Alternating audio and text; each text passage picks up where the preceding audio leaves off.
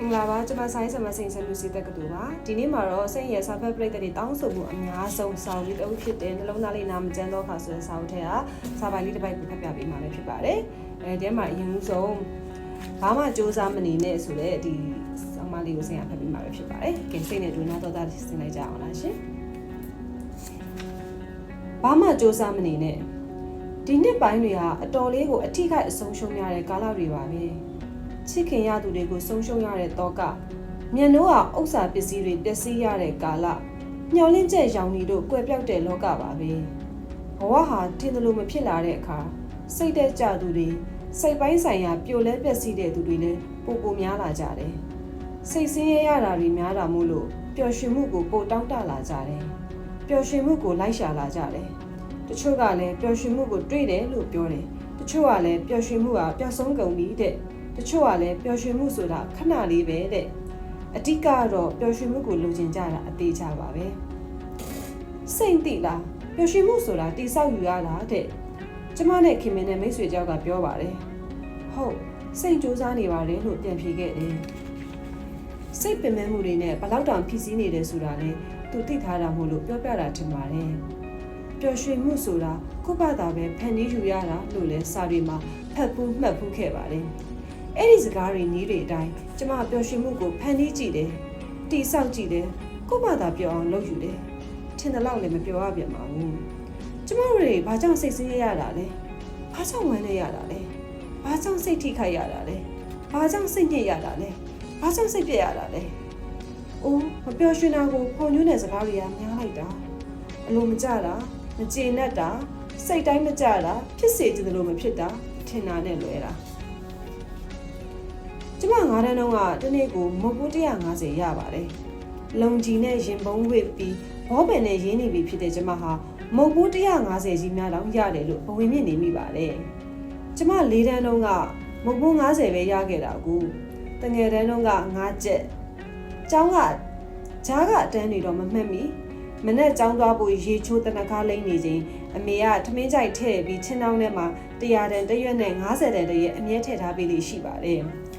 ကျောင်းကားရောက်တာနဲ့ချင်းတောင်းလေးကိုဆွဲကြောပိတ်လေးလွယ်ပြီးကျောင်းသားတော့တာပါပဲဒါကျမရဲ့နေ့စဉ်ဘဝပဲလေဘာမှထူးခြားမှုမရှိတရက်တော့ကျောင်းကားပေါ်ရောက်ချင်းတောင်းကိုငုံကြည့်လိုက်ပြီးဟာကနေဖြစ်သွားပါတယ်ဟာချင်းနေနီလေးပါတဲ့900တန်လေးတရွက်အစ်ကြီးမဟုတ်ပေမဲ့မနှွမ်းသေးတဲ့900တန်လေး150နဲ့900ဟာ3ဆကြော်ကြော်กว่าတဲ့ပမာဏမှုကျမတိတ်ပျော်သွားတယ်ပတ်စံအိတ်လှလှလေးထဲမှာတိမ်ပြီးမုတ်ဘိုးစုတတ်တဲ့ကျမအတွက်အမေထည့်ပေးလိုက်တဲ့900ဟာအတိုင်းမသိရဲ့ပျော်ရွှင်ခြင်းတွေကိုဖြစ်စေပါတယ်ဒါပေမဲ့နောက်ရက်တွေမှာတော့အမေက150ပဲထည့်ပေးပြန်ပါတယ်900များပေးမလားလို့ညှော်တော့တပတ်တာကုန်သွားတယ်ကျမမုတ်ဘိုး900မရအမေမုတ်ဘိုးကျောင်းကားရောက်ချိန်ထိချင်းတောင်းနဲ့မိုးဘိုးမထည့်ထားသေးတာမို့အမေကိုလှမ်းအော်တောင်းလိုက်တယ်အမေပစံရေးယူခဲ့ကျမယူသွားပေးတဲ့ပစံရေးကိုအမေကနှိုက်ရင်ရော့အကျွေးမရှိဘူး900ပဲယူသွားလိုက်တဲ့အိုးပျော်တာပေါ့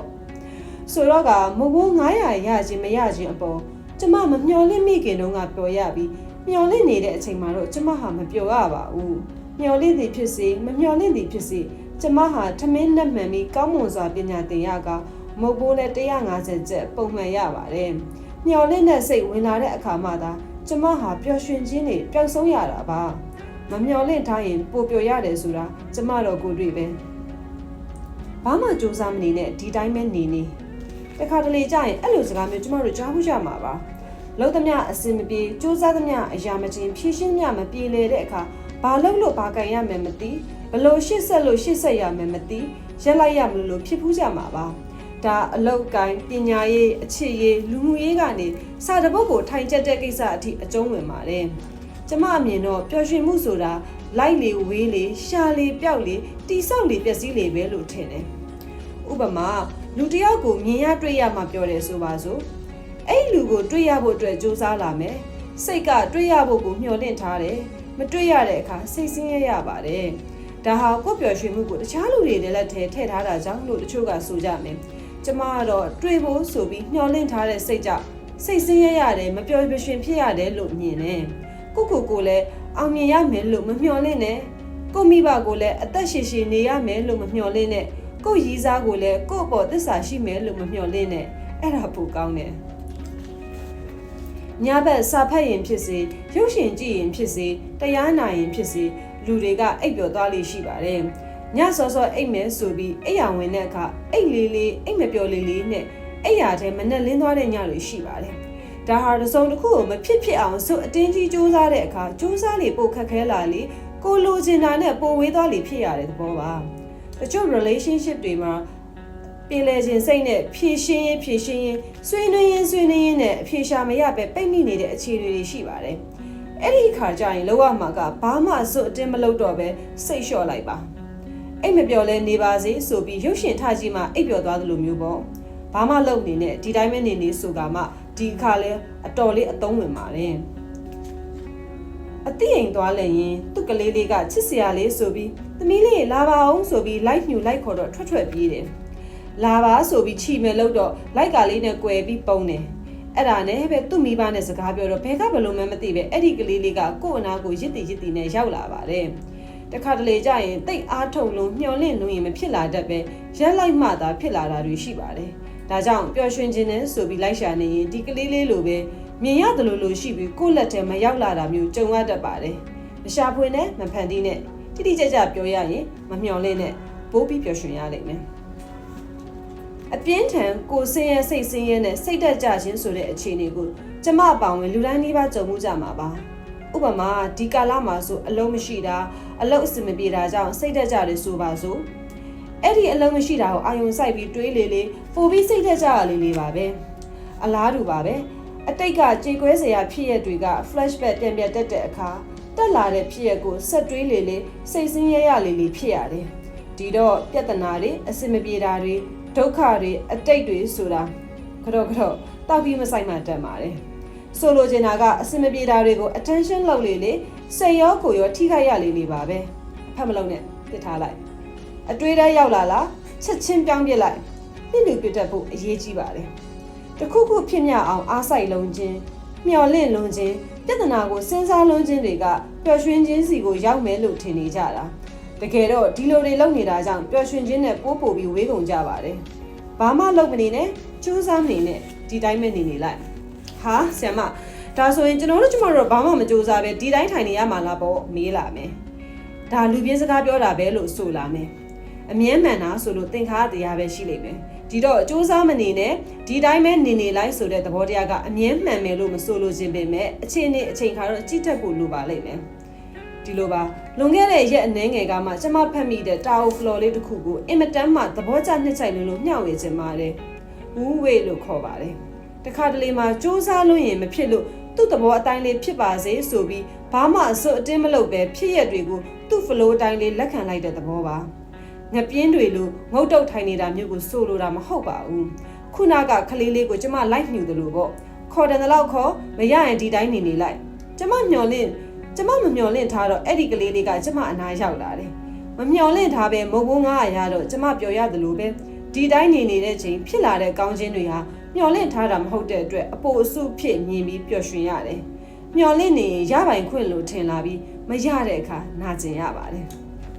ဒါကို the law of reverse effort လို့လည်းခေါ်ပါတယ်ဖြစ်ချင်တာရဲ့ဆန့်ကျင်ဘက်ကိုလုပ်ရင်အဲ့ဒီအရာကိုရလာတယ်ဆိုတဲ့သဘော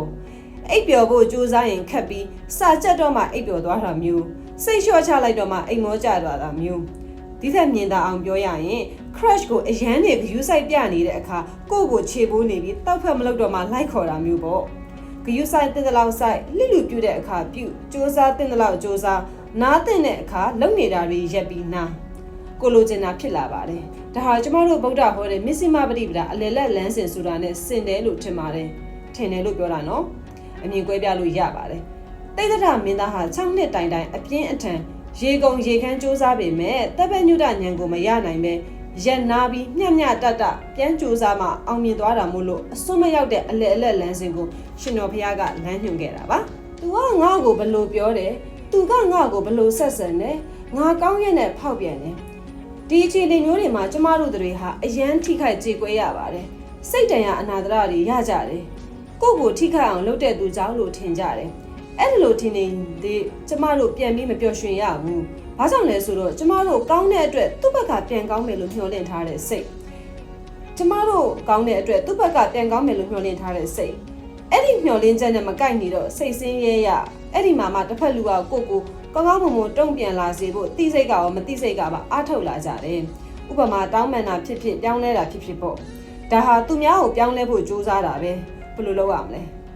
အခြေအနေတစ်ခုကြုံတိုင်းမှာကိုထိန်းချုပ်ပြုပြင်လို့ရတဲ့အခြေအနေလားကိုထိန်းချုပ်ပြုပြင်လို့မရတဲ့အခြေအနေလားဆိုတာခွဲခြားသိမြင်နိုင်မှုလိုပါတယ်ကိုပြောင်းလဲလို့မရတဲ့တခြားလူကိုပြောင်းလဲဖို့မျှော်လင့်နေတာစ조사နေတာကိုမတက်နိုင်တဲ့လောကရဲ့အဖြစ်အပျက်တွေကိုခံစားဝမ်းနဲ့ဒေါသထွက်နေတာဥပမာကားပိတ်တာကိုဒေါသထွက်နေတာမျိုးပေါ့ဒါတွေဟာပျော်ရွှင်မှုကိုပြတ်သုံးစေတဲ့အရာတွေပဲ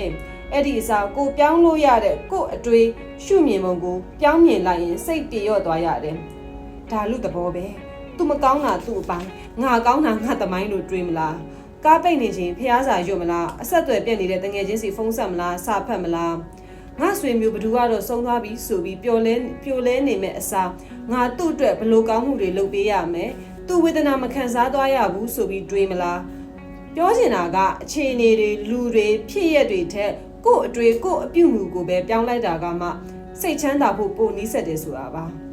ကျမပြောတာတိတ်များလို့စုပ်ကုန်မှစိုးတယ်အားလုံးကိုအချုပ်ပြန်ပြောပေးပါမယ်ဒါတွေဟာတိတ်မကြသေးတဲ့ရက်အနှဲငယ်ကမှကျမအတွေ့တဲ့ထုံးလင်းလာတဲ့အသိအမြင်တချို့ပါပဲ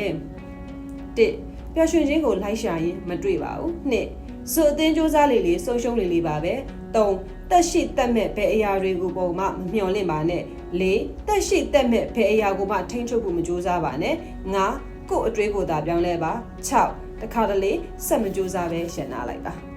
ကဲဒီနေ့ကတော့ဒီလောက်ပဲဖြစ်ပါတယ်နောက်ဗီဒီယိုလေးမှာလည်းဒီနှလုံးသားလေးနာမကျန်းတော့ခါဆိုတဲ့စာအုပ်လေးထဲကစိတ်ကင်ဆာဆိုတဲ့စာပိုင်လေးဖြစ်ဖြစ်တခြားသောစာပိုင်တွေဖြစ်ဖြစ်ဆက်လက်ဖတ်ရှုပေးသွားမှာဖြစ်တဲ့အတွက်စောင့်မျှော်ပေးကြပါဦးနော်အားလုံးအဆုံးထိနားထောင်ပေးလို့ကျေးဇူးတင်ပါတယ်